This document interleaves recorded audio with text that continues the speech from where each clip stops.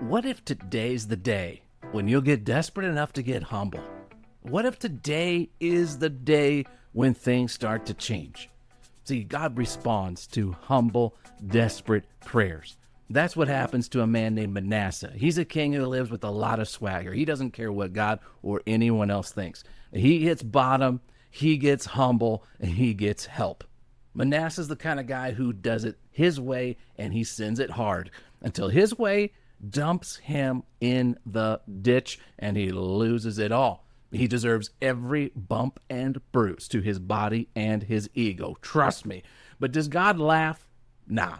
God waits and God listens. And we're told that while in deep distress, Manasseh sought the Lord his God and sincerely humbled himself before the God of his ancestors. Love that. And we don't know what Manasseh prays, and the wording doesn't really seem to matter because it's not about what he says, it's about who he seeks and how.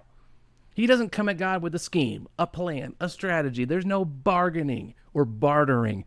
It's simple. We're told he seeks the God of his ancestors, not a new God of his own invention, not a new coping strategy.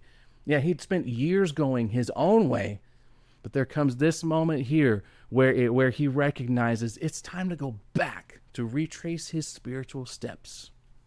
I'll tell you what, that's humility. And that's the kind of prayer that gets a response from God. Sincere, humble, and desperate. We're told the Lord listened to him and was moved by his request. God responds to his desperate prayer with restoration.